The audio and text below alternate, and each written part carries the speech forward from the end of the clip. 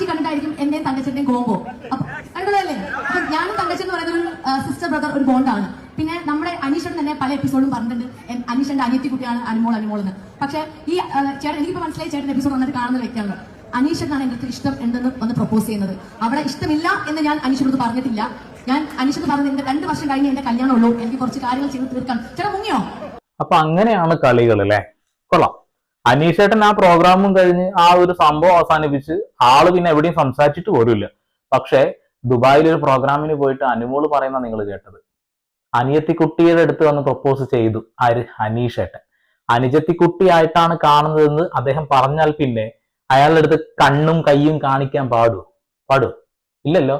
ഒരു ഭാഗം മാത്രം ന്യായീകരിക്കുകയാണല്ലേ നിങ്ങൾ. അനുമോളെ സപ്പോർട്ട് ചെയ്യുന്ന ആളോട് എനിക്ക് ഒന്നേ പറയാനുള്ളൂ, വാക്കുകൾ നിങ്ങൾ കേട്ടല്ലോ. എന്തിനാണ് പിന്നെ അനുമോളെ നീ അനീഷേട്ടന്റെ അടുത്ത് ഇങ്ങനെ വരുന്ന കാണിച്ചു കൂട്ടിയത്? ഇഷ്ടം പോലെ വീഡിയോസ്